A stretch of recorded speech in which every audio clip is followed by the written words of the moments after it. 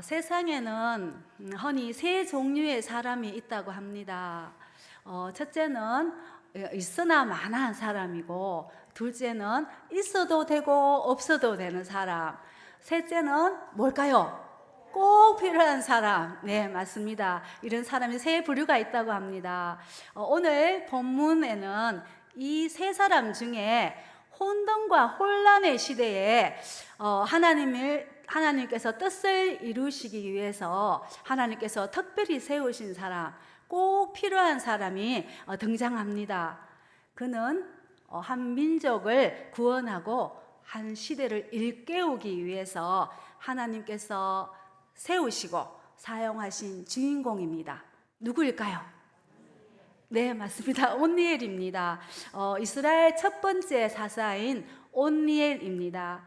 이스라엘의 역사에서 사사기는 여호수아가 죽은 후에 왕정 시대가 되기 전까지, 그래서 온니엘부터 12명의 사사가 나옵니다. 온니엘, 에훗, 또 누굴까요? 삼갈, 또 여럿이 있습니다. 드보라, 기드온, 돌라, 야일, 입다, 입산, 야일, 입다, 입산, 그리고 엘론, 압돈, 삼손, 11명과 12명과 또 사무엘 상하에 나오는 선지자이면서 제사장이면서 사사였던 사무엘까지, 이 기간 300년 기간을 사사기에 13명까지 이렇게 300년 기간을 말하고 있고, 이 왕이 없는 상태에서 백성들이 다람쥐 쳇바퀴 돌듯이 반복적으로 하나님께 죄를 짓고, 그래서 하나님의 형벌과 심판이 이어지고, 또 회개하고, 또 사사를 통해서 하나님께서 세우셔서 구원을 받게 하시고, 또 평안하다가 또 죄를 짓고, 이러한 이스라엘 백성들의 이야기가 반복되는 역사의 시기입니다. 사랑의 하나님께서는 백성들이 하나님을 잊어버리고 범죄하다가 고통 가운데서 부르짖자 당신의 백성들을 포기하지 않으시고 늘 함께 하시고, 그들이 하나님께로 돌아오도록 사사를 세우시고 그들을 구원하셨습니다. 이 당시의 사사는 단순히 재판을 하는 재판관의 역할뿐만 아니라 군사적으로 또 군사 지도자이며 또 정치 지도자, 더욱이 안능되지 못했던 시대의 일시적인 구원자였습니다. 오늘 말씀은 첫 번째 사사였던 온니엘을 통해서 이스라엘 백성들이 하나님을 잊고 살아갈 때에 어떤 일이 일어났으며, 또 그들이 회개할 때 하나님께서 어떻게 역사하셨는지를 잘 보여주고 있습니다. 그리고 오늘 본문에서는 백성들이 행한 모습 세 단계가 나옵니다. 무엇이냐면 하나님을 잊고 살아가는 잊음의 단계, 그 다음 고통의 단계, 그 다음 부르짖고 응답받는 은혜의 단계, 이렇게 그 세 단계가 있습니다. 사랑하는 성도님들께서는 이 세 가지 중에 지금의 삶 바라보실 때 어느 단계에 속하는 삶을 살고 계신가요? 이 말씀을 가지고 참된 평안의 삶이란 어떠한 삶을 말하는지 오늘 본문을 통해서 교훈을 받고자 합니다. 첫째는 하나님을 잊을 때 고통이 찾아오지만 회개하고 돌아올 때 참된 평안이 임한다는 것을 알 수 있습니다. 본문 7절에서 8절을 한 목소리로 합독하시겠습니다. 시작. 이스라엘 자손이 여호와의 목전에 악을 행하여 자기들의 하나님 여호와를 잊어버리고 바알들과 아세라들을 섬긴지라. 여호와께서 이스라엘에게 진노하사 그들을 메소포타미아 왕 구산 리사다임의 손에 팔았으므로 이스라엘 자손이 구산 리사다임을 8년 동안 섬겼더니. 아멘. 하나님께서 이스라엘 백성들을 약속의 땅으로 인도하셨지만 그들은 하나님의 은혜를 쉽게 잊어버렸습니다. 하나님을 잊어버리면 우상이 자리 잡게 되고 결국 공의의 하나님께서 공의의 하나님의 심판, 진노가 따르게 됩니다. 그 결과 하나님은 그들을 이방왕 구산 리사다임의 손에 넘기셨고 8년 동안 압제를 받게 하셨습니다. 신명기 8장 14절 하반절과 19절을 함께 읽겠습니다. 시작. 내 마음이 교만하여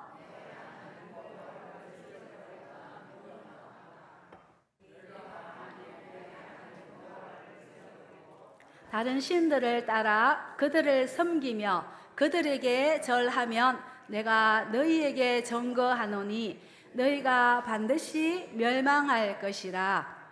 아멘. 오늘날 우리에게도 마찬가지입니다.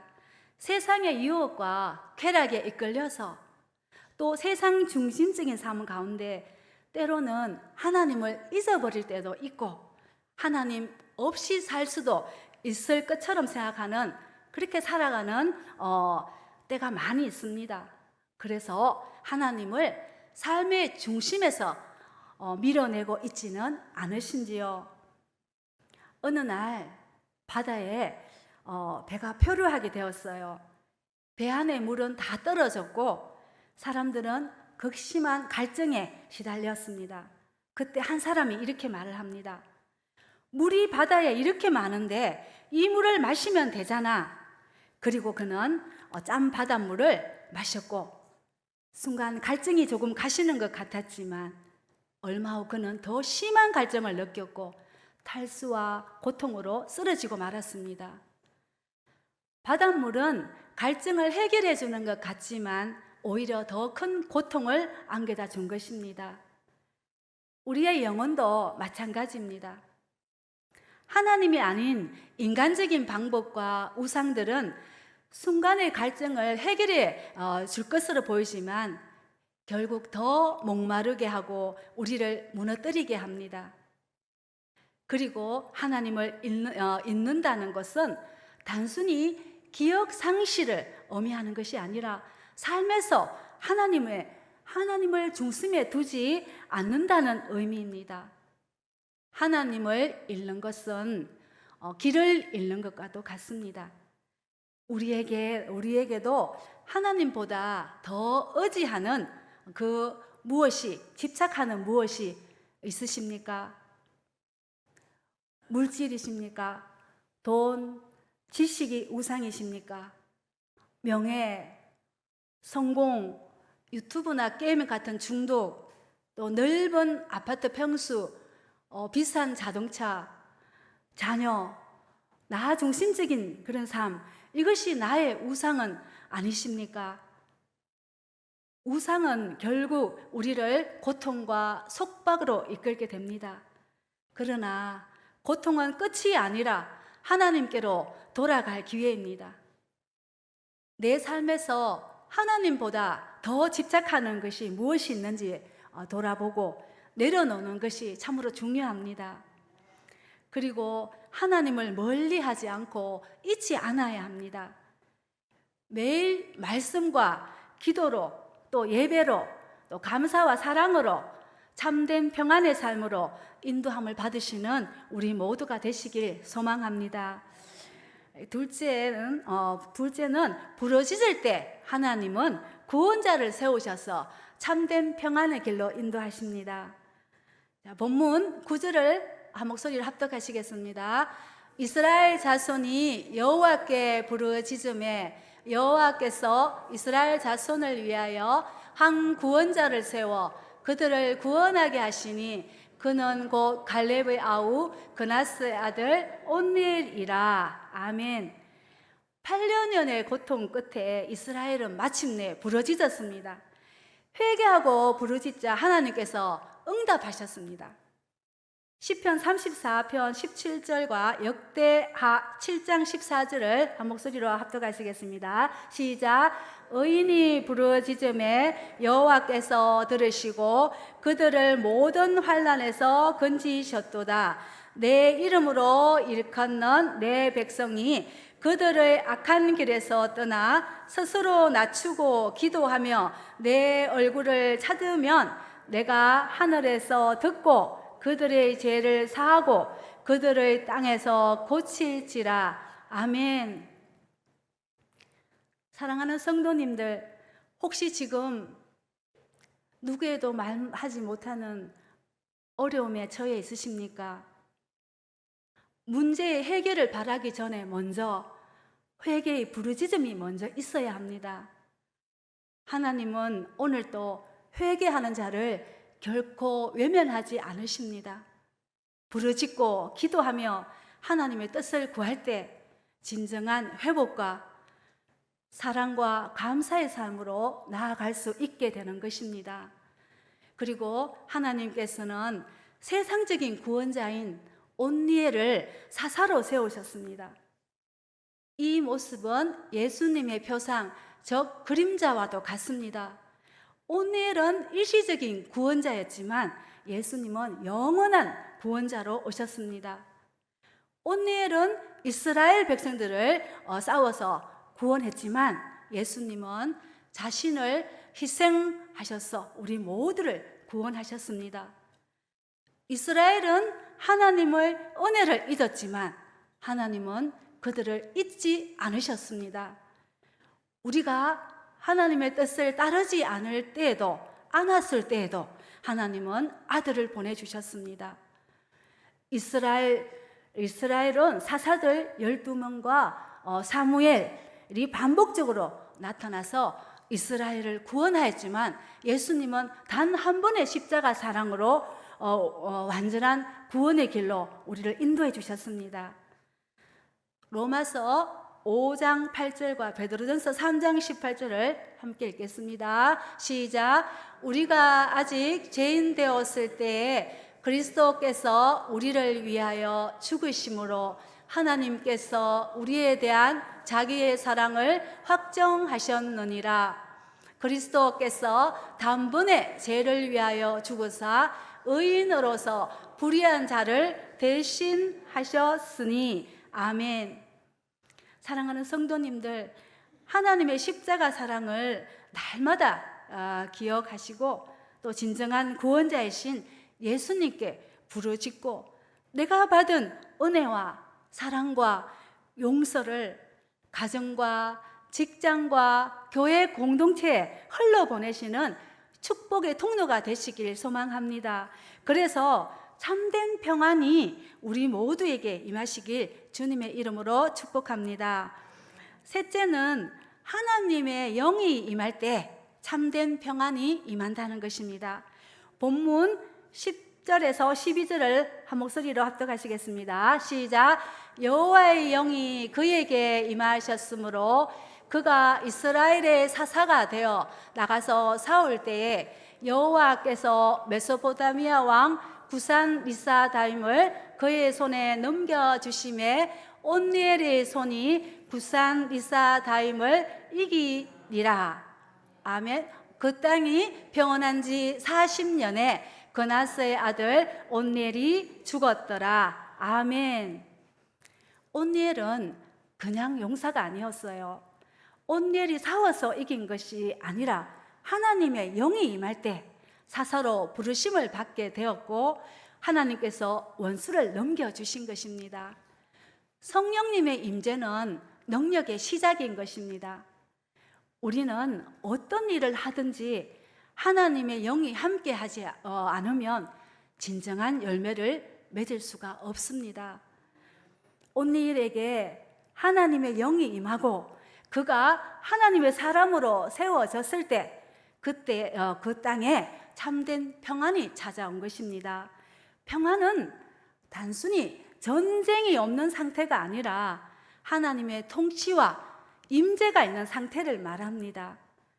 온니엘 한 사람을 통해서 많은 백성이 평안을 누렸듯이 우리 안에 성령이 임하면 우리의 가정과 또 직장과 교회 공동체에 하나님의 평안이 흘러나가게 되는 것입니다.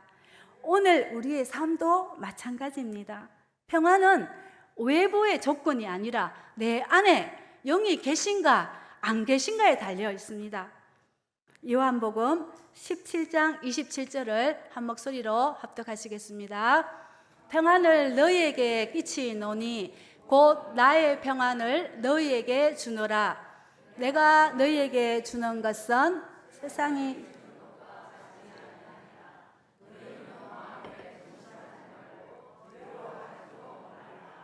아멘.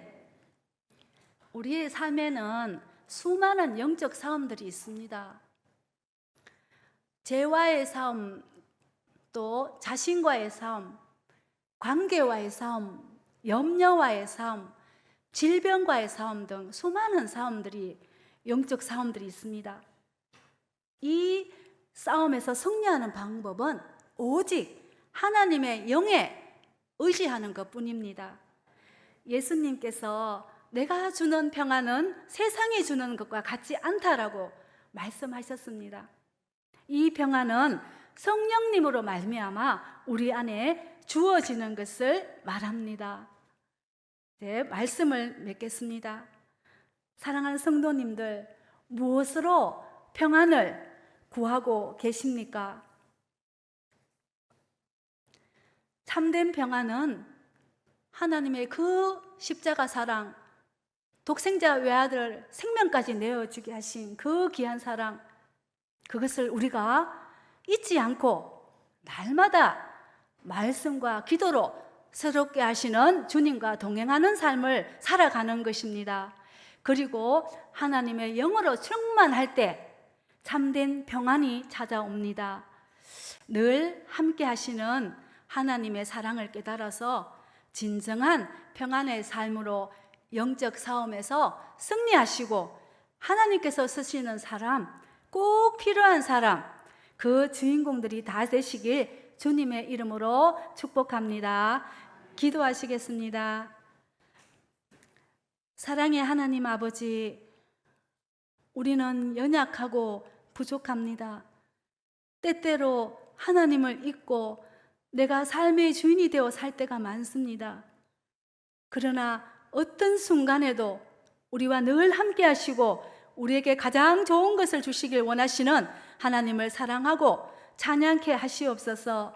예수님의 귀하신 사랑과 은혜를 잊지 않고 기억하고 또 간절히 부르짖고 기도하며 뜻을 구하고 하나님의 영으로 충만케 하셔서 참된 평안의 삶으로 인도하여 주시옵소서. 예수님 이름으로 기도합니다. 아멘.